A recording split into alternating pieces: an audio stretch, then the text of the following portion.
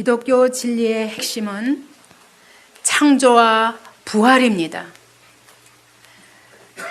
무에서 유를 창조하셨다. 이것은 우리의 이성으로는 이해되지 않는 것입니다. 진화는 이성으로 이해가 가능합니다. 그러나 창조는 믿음으로만 이해할 수 있습니다. 부활도 그렇습니다. 죽음은 안 가르쳐줘도 우리가 다 보고 목격하고 경험합니다. 그렇기 때문에 알 수 있습니다. 그러나 부활은 인간 안에는 없는 것입니다. 우리가 경험할 수 없는 것입니다. 그러므로 우리의 합리성으로는 절대로 이해할 수 없는 것입니다. 이 창조 안에는 하나님의 생명의 역사가 있습니다. 하나님이 사람을 지으실 때 흙을 지으시고 하나님이 숨을 내쉬며 생기를 불어넣으셨다고 말씀하십니다.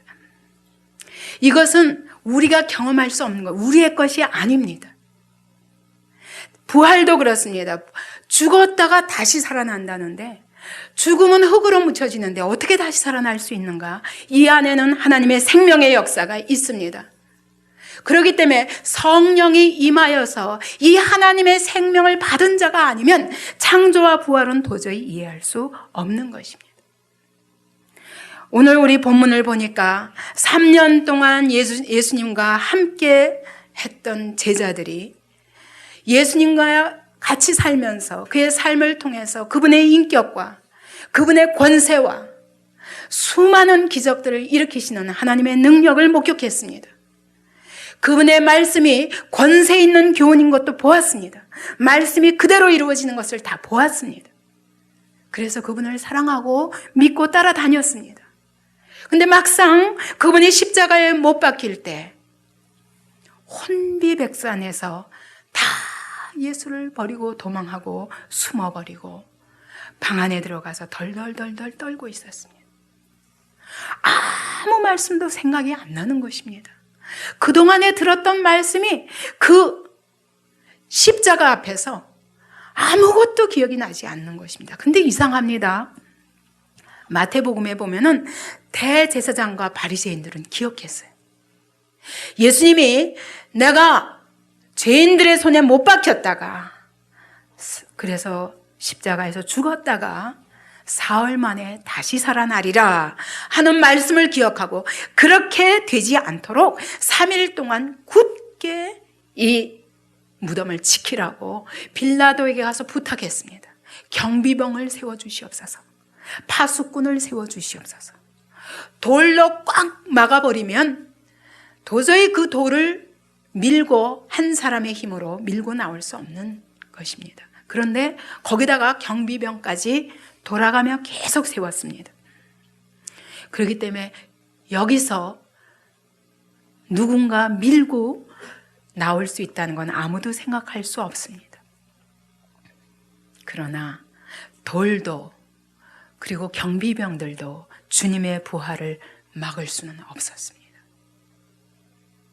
그분이 말씀하신 대로 부활하신 것입니다. 근데 이상한 것은 분명히 빈 무덤을 벗으면 주님이 부활하신다는 약속이 기억나지 않을까요? 근데 제자들은 도무지 말씀이 기억나지도 않는 것입니다. 당황했습니다. 도무지 있을 수 없는 일이 일어나서 믿지 못하는 제자들의 모습을 보게 됩니다. 그뿐입니까? 주님은 부활하셔서 제자들과 40일 동안 함께 계셨습니다. 그런데도 제자들은 바로 주님과 함께 이야기하고 주님과 함께 걸으면서도 주님을 알아보지 못했습니다. 여러분, 오늘도 이 부활절에 우리가 주님의 부활하셨다, 오늘도 살아계시다 이렇게 고백하지만 그러나 오늘 여러분의 삶 속에 그분이 살아계심을 믿습니까? 오늘 우리의 예배 가운데 오늘 우리의 구체적인 삶의 상황 속에서도 그분이 살아계셔서 부활하신 주님이 살아계셔서 오늘 우리와 함께 계시고 나와 함께 이야기하고 나와 함께 걷고 계신 것을 여러분 생각하십니까? 기억하십니까? 이 제자들의 모습이 우리 모습이라는 걸 알 수 있습니다.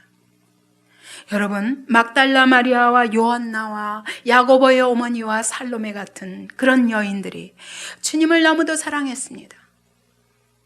로마 군병들이 채찍으로 내리치고 조롱하고 희롱하며 옷을 벗기워서 십자가에다 못 박고 분명히 예수님이 실패하시는 것 같은 상황에서 끝나는 것을 보았던 여인들이 그 마음속에서 주님의 사랑을 뺏지는 못했습니다. 그래서 안식일은 계명을 따라서 절대로 움직일 수 없습니다. 그러나 안식일이 끝나자마자 새벽같이 이 여인들은 달려갔습니다. 달려갔는데 향품을 가지고 달려갔습니다. 왜냐하면 이 향품을 가지고 썩은 냄새가 날 시체에 뿌리기 위해서 들고 간 것입니다. 그러면서 그는 가면서 걱정합니다. 누가 돌을 우리를 위하여 굴려줄까? 돌 안에 굳게 봉인된 그 돌 안에 썩어가는 시체로 남아 계실 그 주님을 기대하고 달려간 것입니다. 그들은 주님을 사랑했습니다. 그러나 죽으신 주님을 사랑하는 것입니다. 그 죽으신 주님에게 사랑을 표현하기 위해서 슬퍼하며 아무 소망 없이 그렇게 예수의 시체를 만나러 무덤에 달려간 것입니다.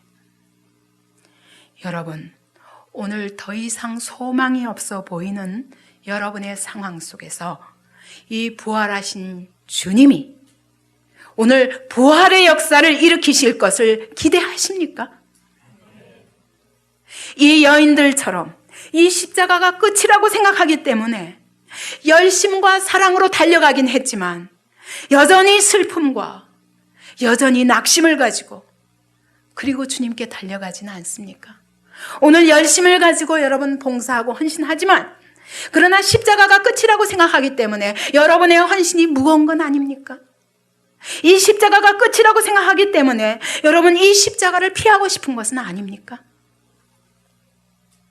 여러분 순종이 어렵습니까? 십자가가 끝이라고 생각하면 신종은 너무 힘든 것입니다. 그러나 십자가는 끝이 아니라 시작이라고 오늘 복음서는 우리에게 말씀하시는 것입니다. 여러분, 오늘 우리가 죽은 예수께 봉사하면 내 힘과 내 노력과 내 지혜로 해야 됩니다. 이것은 우리를 피곤케 합니다. 우리에게 여전히 근심이 남아 있습니다. 우리를 지치게 합니다. 그러나 그것은 부활의 주님을 기억하지 못하기 때문에 신앙생활이 힘들다고 말하는 것입니다. 여러분, 주님이 부활하셨다는 사실은 오늘 바로 나의 이 상황 속에서 주님이 죽음을 생명으로 바꾸시고 어둠을 빛으로 바꾸시고 슬픔을 기쁨으로 바꾸시는 역사가 일어날 것을 믿는 것입니다. 기대하는 것입니다. 죽으신 시체를 보러 달려가는 것이 아닙니다. 부활하신 주님을 만나러 갈릴리로 달려갔어야 되는 것입니다. 여러분, 이 여인들 뿐입니까? 11절에 보니까 사도들은 저희 말이 허탄한 듯이 배어 믿지 아니하나 라고 말씀합니다.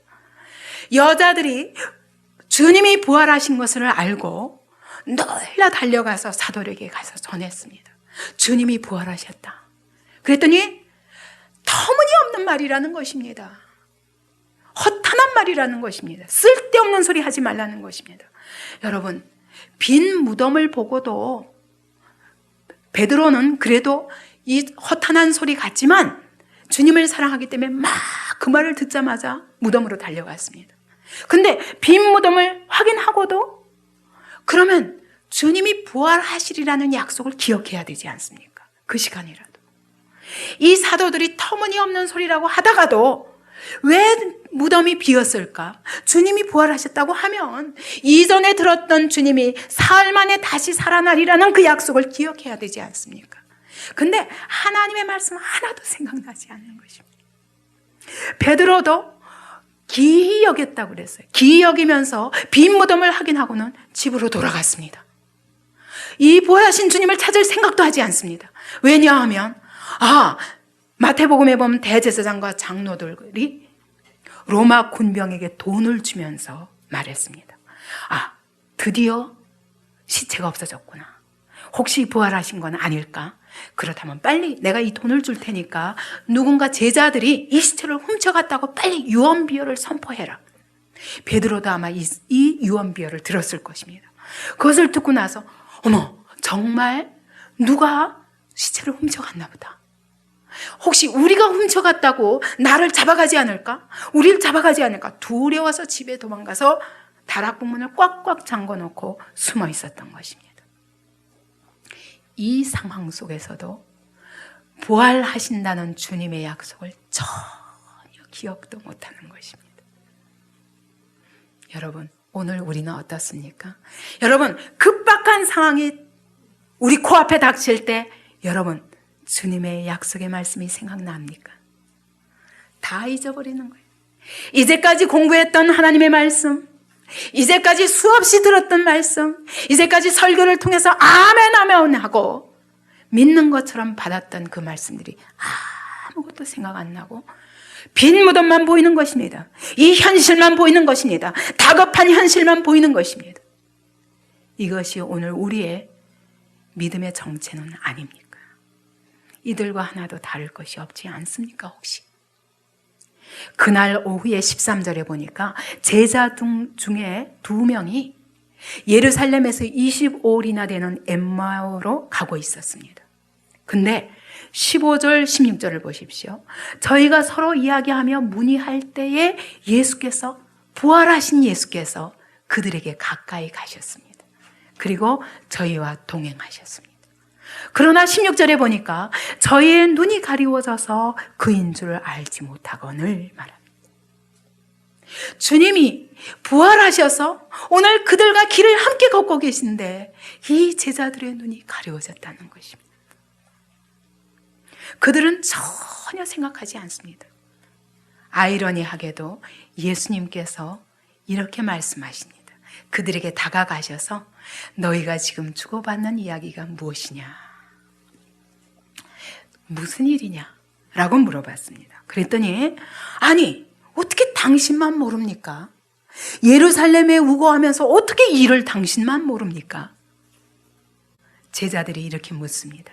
그러면서 나사렛 예수라는 분이 그가 어떤 분이었냐면 말과 일에 능한 선지자였습니다.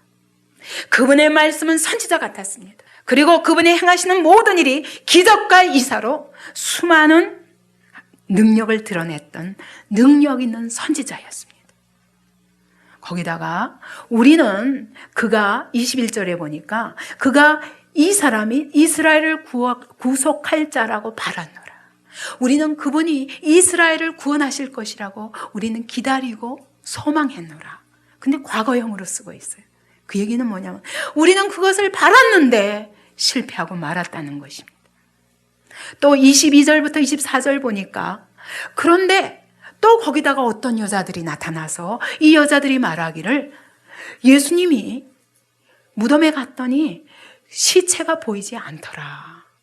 그런데 그분이 다시 살아나셨다는 이야기를 천사들로부터 들었다고 말한다. 근데 이 여자들이 보았던 그 예수님을 보긴 했지만 우리는 보지 못했다. 그러니까 다른 사람이 봤다는 겁니다. 부활하신 예수님을 만났다고 증거해도 우리는 보지 못했기 때문에 못 믿겠다는 얘기입니다. 이 어리석은 2 제자가 오늘 우리의 모습은 아닙니까? 여전히 그들은 예수님이 선지자라고 믿었습니다. 그리고 예수님의 능력을 믿었습니다. 예수님을 그리고 사랑합니다. 그러나 예수님께 대한 소망은 뺏겨버렸습니다. 십자가로 말미암아 소망이 산산조각이 되었습니다. 십자가에서 예수님은 실패하신 것으로 끝났다고 그들에게는 보였던 것입니다. 이것이 오늘 우리의 모습은 아닌가 돌아봐야 할 것입니다. 마가복음 16장에 보면 2 제자가 이 부활하신 주님이라는 것을 확인하고 나서 놀라서 남은 제자들에게 달려갔습니다. 그리고 제자들에게 고하나 그들도 역시 믿지 아니하니라. 여러분, 이 말씀을 보면서 이것이 오늘 우리의 모습이구나. 부활하신 주님을 믿는다고 고백하나 우리의 삶 속에서는 구체적인 현실 앞에서는 다 혼비백산해서 잊어버리고 하나님의 말씀이 하나도 기억나지 아니하고 지금 눈앞에 코앞에 닥친 이 현실만이 크게 부각되기 때문에 이 속에서 주님의 부활 생명으로 역사하심을 체험할 수 없는 것이 바로 이 제자들의 모습이구나. 죽은 나사로가 살아났던 그런 놀라운 것을 경험하게 된 마르다가 예수님께서 말씀하셨습니다. 네 오라비가 다시 살리라. 그가 울면서 주님 앞에 주님이 여기 계셨다면 이런 일이 일어나지 않지 않았겠습니까? 그럴 때 예수께서 말씀하셨습니다. 네 오라비가 다시 살리라. 그랬더니 마르다가 뭐라고 그럽니까? 예, 마지막 날에는 부활할 줄을, 다시 살 줄을 내가 아나이다. 그러나 지금 이 순간은 살아날 수 없습니다 라고 믿는 것과 같습니다. 여러분, 오늘 우리가 부활을 믿는데 마지막 날 부활할 것입니다. 그러나 오늘 이 시간 내 삶의 현장 속에서 부활하신 주님이 역사하실 것은 못 믿겠습니다. 이게 마르다의 모습인 거예요. 이것이 오늘 우리의 모습인 것입니다. 오늘 여러분, 이 부활절이 여러분에게 무슨 의미가 있습니까? 예수님의 부활이 오늘 내 삶 속에서 나의 부활이 될 것을 믿습니까? 이 부활하신 주님이 내 오늘 삶의 구체적인 그 현장 속에 찾아오셔서 어둠을 빛으로 바꾸시고 죽음을 생명으로 바꾸시고 슬픔을 기쁨으로 바꾸시며 우리의 낙심과 절망을 영원한 소망으로 바꾸실 줄을 믿습니까? 그렇다면 절대로 어떤 십자가 앞에서도 이것이 무거워서 못 지겠다 말할 수 없을 것입니다. 우리의 어떤 고통도 여러분 우리를 낙심하게 할 수 없을 것입니다. 오늘 어떠한 심각한 문제도 여러분 그것 때문에 여러분의 얼굴이 컴컴하게 되지 않을 것입니다. 저는 예배를 드리면 여러분의 얼굴을 이렇게 한번 다 봅니다. 한 주간 동안 승리하셨나 아닌가 보게 됩니다. 여러분의 얼굴에 나타나 있어요. 지난주까지도 밝았던 얼굴이 오늘 이 시간에는 캄캄한 얼굴로 올 수도 있습니다. 또 무엇이 저로 하여금 부활의 주님을 보지 못하도록 그 눈을 가리고 있는가 라는 생각을 하게 됩니다. 오늘 우리는 눈이 가리워진 자들입니다.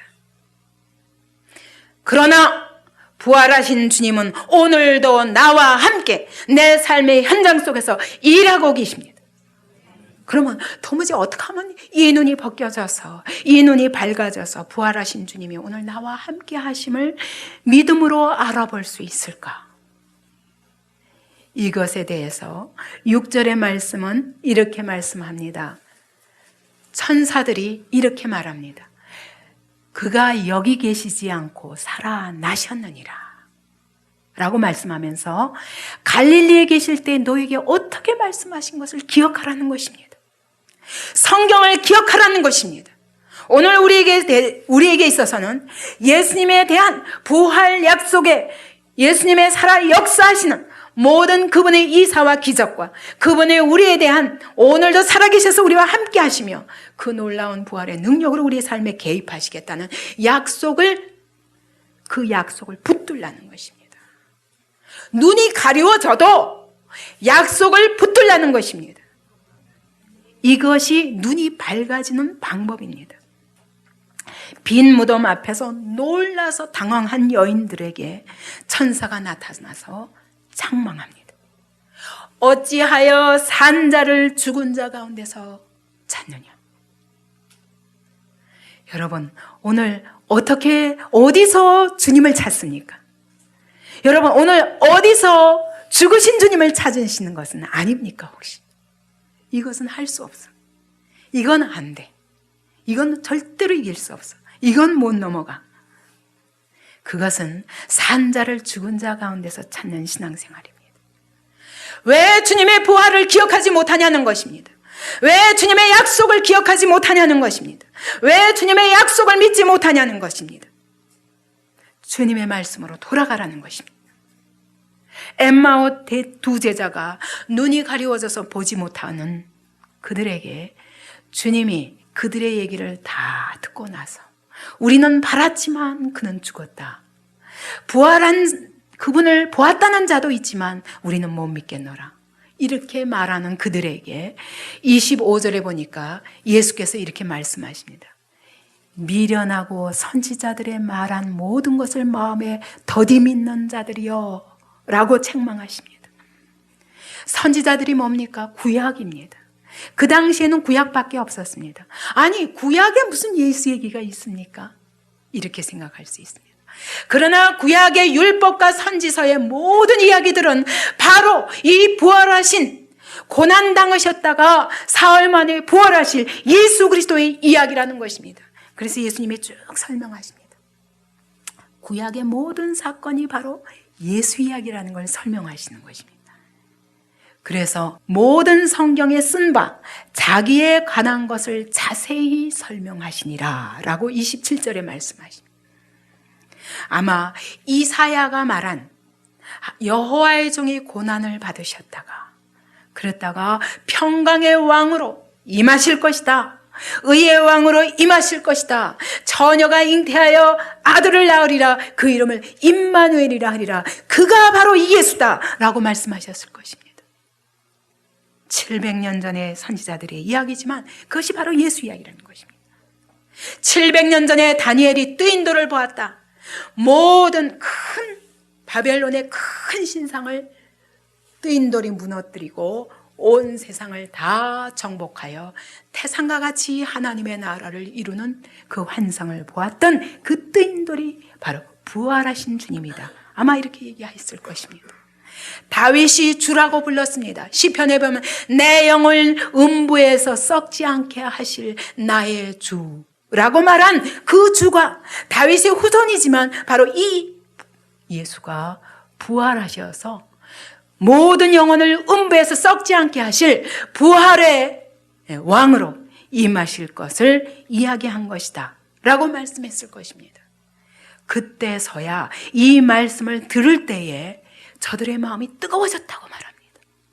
왜 뜨거워집니까? 네? 성령의 역사예요. 성령의 역사입니다.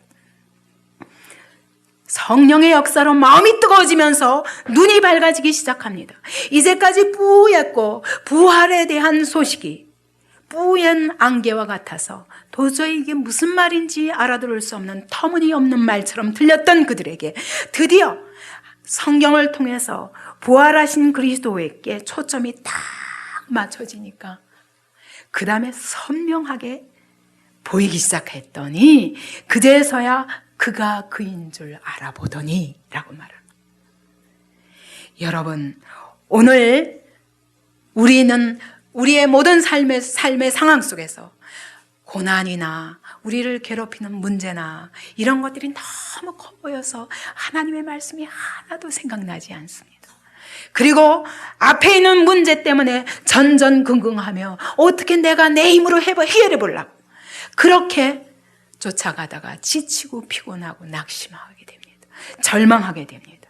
그것은 산 자를 죽은 자 가운데서 찾는 것과 같습니다. 성경으로 돌아가라는 것입니다. 내 상황이 너무 커 보여서 내가 이 돌을 치울 수 없을 때에 그때 이 돌을 그대로 둔 채로 성경으로 돌아가라는 것입니다. 하나님의 약속의 말씀으로 돌아가라는 것입니다. 믿음의 눈으로 다시 보라는 것입니다. 그때 하나님의 약속을 붙잡을 때 내 눈이 밝아지며 내 가슴이 뜨거워지며 부활하신 주님이 오늘 이 자리에 함께 계심을 보게 될 것이다 라고 말씀하시는 겁니다. 저는 이것을 많이 체험했습니다. 제 앞에 태산과 같이 너무 커서 내가 아무리 복음을 전해도 절대로 복음을 받아들일 수 없는 그런 강력한 불신자, 강력한 무당 이런 사람들을 내 앞에 두고 복음 전해를 할 때 여러분 이 태산이 너무 커 보여서 두려웠습니다. 그럴 때 저는 기도합니다. 주님 제게 말씀해 주세요. 제가 정말 이 사람에게 가는 것이 가서 지금 전할 때인지 주님 제게 가르쳐 주세요. 말씀으로 가르쳐 주세요. 그렇게 기도할 때 주님이 느닷없이 생각나게 하십니다.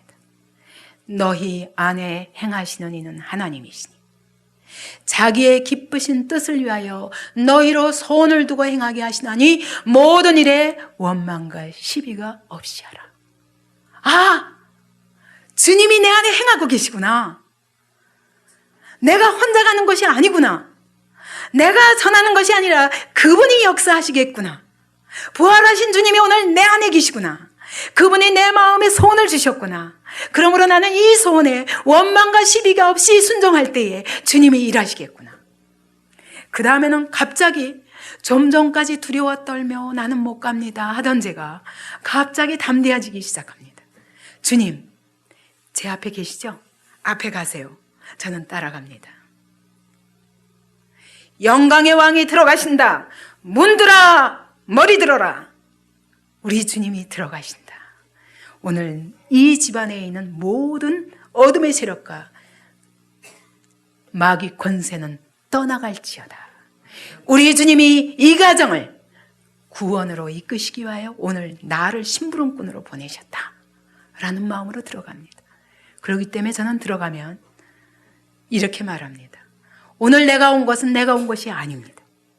부활하신 주님이 이 가정에 찾아오셨습니다. 저는 그렇게 말할 수 있습니다. 왜냐하면 내 눈으로 보여서가 아니라 오늘 그분의 약속을 붙들고 가기 때문입니다.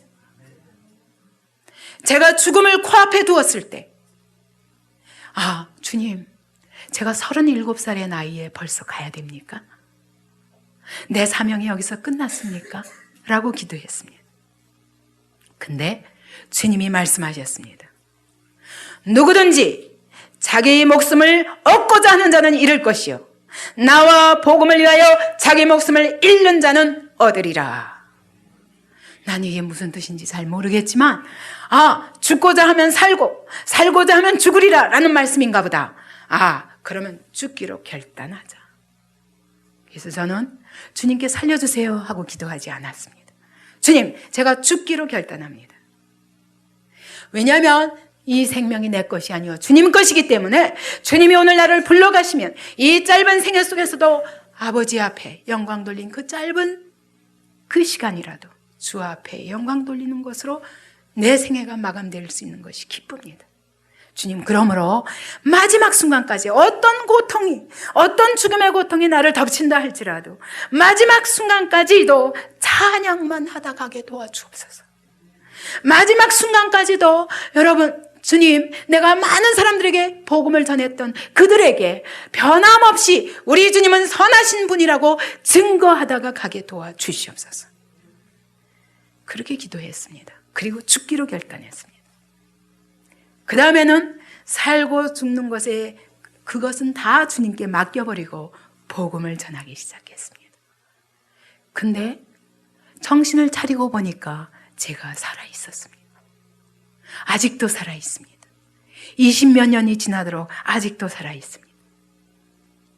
그 부활하신 주님이 나를 그 사망에서 건지실 뿐만 아니라 오늘도 그의 사명을 이루기 위하여 내 모든 발걸음에 함께 계심을 믿습니다. 물론 그동안 누구든지 저를 만나기만 하면 수십 년 된 사람도 다 첫 번째 인사가 건강하십니까? 왜냐하면 제가 순간순간 죽을 것 같은 상황 속에 놓이는 것들을 많은 사람들이 보았기 때문에 제가 아직도 살아있나? 아직도 건강한가? 그것이 최대의 관심사이기 때문입니다. 그러나 그 주님이 오늘도 나를 붙드시기 때문에 그 후로도 수없이 죽음의 관문을 통과했습니다. 이제는 끝이구나 할 때마다 주님은 말씀하셨습니다. 우리에게 이김을 주시는 주님께 찬송하리로다. 바울이 말한 것처럼 내가 많은 환난을 당했으나 그 많은 환난을 당한 것 이상으로 주님의 위로가 더 컸다. 그러므로 내가 그 환난 속에서 넉넉히 위로받고 승리할 수 있었다. 그러므로 오늘도 환난 당하는 자에게 내가 그 환난 중에 있는 자들을 위로할 수 있는 은혜를 얻게 되었다고 바울이 말합니다. 여러분, 어떤 환경도 이 부활하신 주님을 의지하면 이기지 못할 환경이 없음을 믿습니다. 오늘 여러분 무엇 때문에 낙심하십니까? 그 낙심할 수밖에 없는 환경 속에서 부활의 주님을 기억하시기 바랍니다. 눈으로 안 보이기 때문에 못 믿습니까? 성경으로 돌아가라 말씀하시는 것입니다. 성경으로 돌아가 그 말씀을 읽을 때에 하나님의 성령이 역사하시며 우리의 마음을 뜨겁게 하십니다. 그때 눈이 밝아집니다. 바울도 그랬습니다. 눈의 비늘이 덮여버렸습니다. 그러나 성령 충만을 입을 때 이 눈의 비늘이 벗겨지며 드디어 전에는 예수를 핍박하던 자가, 대적하던 자가, 하나님의 나라를 회방하던 자가 이제는 그리스도의 종으로서 순교하기까지 그렇게 예수 그리스도의 복음을 전하는 자로 살았습니다. 에스겔서에 보면은 부활의 기적을 눈으로 본 사람이 있습니다. 누군지 아시겠습니까? 에스겔입니다. 에스겔 37장에 보면은 이 마른 뼈들이 능히 살겠느냐? 사람의 죽은 사람들의 뼈가 마른 해골들이 가득 쌓인 골짜기로 하나님이 데려가셨습니다. 이 마른 뼈들이 능히 살겠느냐? 에스겔이 너무 놀랐습니다. 어떻게 사나? 그는 나는 모르겠습니다. 주께서 아시나이다. 이렇게 고백했습니다. 그때 하나님이 말씀하십니다. 이 마른 뼈에게 하나님의 말씀을 대언하라. 생기야 사방에서부터 불어서 이 마른 뼈에게 들어가라 라고 명령하라 라고 말씀하십니다. 그럴 때 큰 군대가 와서 이스라엘 땅으로 들어갔다고 에스겔서는 말씀합니다. 이것은 부활의 역사를 우리에게 볼 수 있는 환상으로 보여주신 구약 이야기입니다. 하나님이 세상을 처음 창조하실 적에도 진흙에다가 하나님의 생기를 불어 넣으셨습니다. 그랬더니 생명이 되었다고 말씀하십니다. 예수님이 부활하시고 나셔서 첫 번째 하신 말씀이 무엇인 줄 아십니까? 성령을 받으라.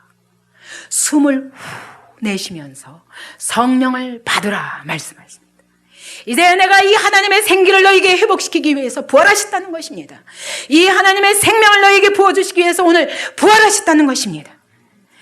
여러분, 예수를 죽은 자 가운데서 살리신 이의 영이 라고 말씀하신다. 로마서 8장은 예수가 부활하신 것이 무슨 역사냐? 성령의 역사라는 것입니다. 예수님 안에 계신 성령께서 그를 죽은 자 가운데서 일으키신 것처럼, 그런데 너희가 바로 그 그리스도의 영을 받았다. 누구든지 그리스도의 영이 없으면 그리스도의 사람이 아니라 라고 말씀하십니다. 너희는 누구든지 예수를 믿는 자라면 너희 안에 그리스도의 영이 있다는 것입니다. 다시 말하면 부활의 영이 있다는 것입니다. 너희는 이미 성령을 받은 자들이라는 것입니다. 그러므로 예수를 죽은 자 가운데서 살리시니까 오늘 너희 가운데 계심으로 그분이 너희를 죽을 몸도 살리지 않겠느냐. 제가 죽을 자리에 있을 때마다 이 말씀을 딱 붙잡았습니다. 오늘 부활의 영이 내 안에 계심으로 죽을 몸도 살리실 줄을 믿습니다. 그리고 두려움과 근심과 염려와 의사의 말과 이런 것들을 다 버렸습니다. 그리고 하나님의 약속을 붙잡았습니다. 여러분, 이것이 믿음입니다. 이것을 잘하는 자에게 날마다 다른 사람들은 못 보는데 부활의 주님이 오늘 우리 가운데 계시구나 기뻐할 수 있는 것입니다. 낙심할 수밖에 없는 상황 속에서도 부활의 주님이 오늘 우리 가운데서 어떤 일을 행하실까? 오늘 내가 도저히 뚫을 수 없는 이 난관 속에서 오늘 부활의 주님이 어떻게 일하실까? 이것을 기대할 수 있는 것입니다. 그래서 사람들은 미쳤다고 말합니다. 보지 못하는 것을 맨날 본 것처럼 말한다고 어리석은 자라고 말합니다. 그러나 이것이 믿음입니다.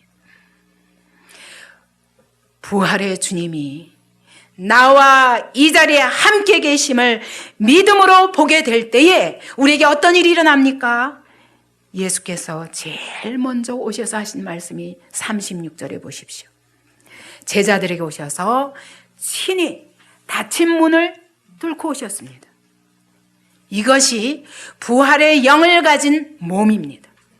문이 그분을 제한할 수 없습니다. 그리고 오셔서 그분이 하신 말씀이 너희에게 평강이 있을지어다 라고 말씀합니다. 질병이라도 가난이라도 감옥이라도 뺏을 수 없는 평강이 너희에게 있을지어다. 고난이라도 고통이라도 어떤 어려움이라도 결단코 너희에게서 이 평강을 뺏을 수 없는 그런 완전한 평강이 너희에게 있을지어다 라고 말씀하십니다. 왜 그렇습니까? 인간의 문제는 여러분 결국 죄의 문제입니다. 오늘 우리가 가지고 있는 모든 문제의 근원이 무엇입니까? 죄입니다. 그 죄 뒤에는 누가 있습니까? 사단의 소나기가 있습니다. 사단이 우리의 죄를 통해서 우리를 꽉 붙잡고 있는 것입니다. 이래서 사단과 죄의 종노릇하면서 사망에 끌려가고 있는 것이 오늘 인생의 모든 고통의 문제입니다. 그러나 우리 주님이 부활하셨다는 것은 죄와 사단과 사망의 권세를 이기시고 승리하셨다는 이야기입니다. 그러므로 이제는 죄도 우리를 묶을 수 없습니다. 사단도 우리를 회방할 수 없습니다. 죽음도 우리를 제한할 수 없습니다. 그런 완전한 자유를 우리가 누리게 되었다고 말씀하는 것입니다. 예수님의 승리는 불완전한 승리가 아닙니다. 완전하신 승리입니다. 예수님의 승리는 일시적인 승리가 아닙니다. 영원한 승리입니다. 하나님은 절대로 실패하실 수 없는 분이십니다. 이것을 믿지 못하면 오늘 우리가 주님을 믿는다 하나 불안하고 피곤하고 좌절하며 열등감과 자기 방어로 끊임없이 사람들을 향하여 자유하지 못하고 모든 사람들을 그대로 받을 수가 없고 하나님의 말씀을 그대로 받을 수가 없는 것입니다. 이런 우리들에게 주님이 찾아오셔서 제일 먼저 하신 말씀이 너에게 평강이 있을지어다.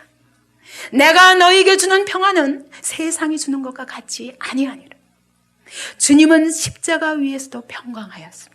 얼마나 평강하였으면 그를 십자가에 못 박는 자들을 위하여 아버지여 저들의 죄를 사하여 주옵소서. 자기가 지금 무슨 짓을 하는지 알지 못함이니 그분이 십자가 위에서도 얼마나 평강하셨으면 한편 강도에게 십자가에 같이 달린 한편 강도에게 내가 오늘 나와 함께 낙원에 있으리라. 그 말씀을 하실 여유가 어디 있습니까? 십자가의 고통도 그분의 평강을 뺏어갈 수 없었습니다. 십자가의 그 고난도 그 엄청난 고난도 절대로 그분의 그 승리를 뺏어갈 수 없었습니다. 히틀러 정권 하에서 순교한 독일의 본헤퍼 목사가 있습니다. 그분은 감옥에서 이렇게 썼습니다. 나는 감옥 안에서 비로소 내 신앙을 확신할 수 있게 되었다. 감옥 안에서야말로 내 믿음이 능력으로 역사하더라고 봅니다. 나는 감옥 안에서 기뻐하는 것을 배웠다 말합니다. 어떻게 기뻐할 수 있습니까?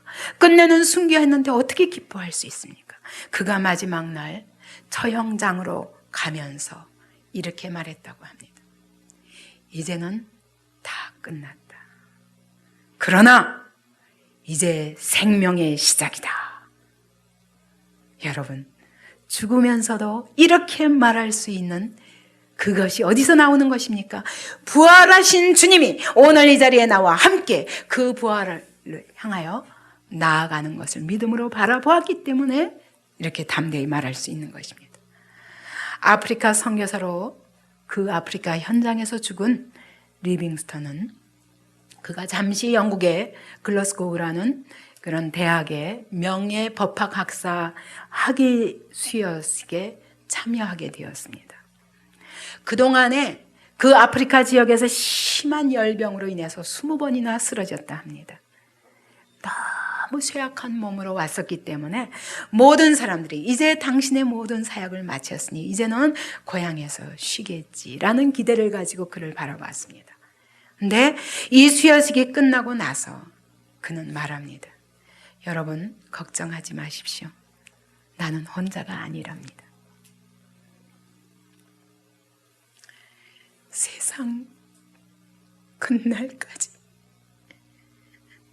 나와 함께 하시겠다고 약속하신 그 주님이 나의 길동무가 되셔서 아프리카 원시림과 그 광야에서 늘 나와 함께 걸어가 주신답니다. 그리고 그는 아프리카로 다시 돌아갔고 그 다음에 순교했습니다. 부활하신 주님을 믿는 자는 고독도 두렵지 않습니다. 고통도 두렵지 않습니다.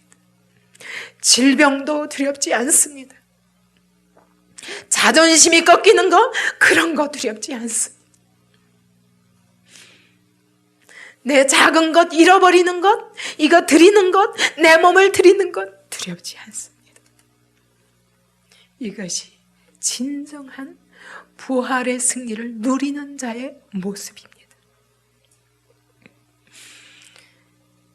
이들이 주님을, 엠마오 두 제자가 주님을 알아보지는 못했지만 이분에게 같이 나그네 길을 가다가 이 주님에게 말합니다.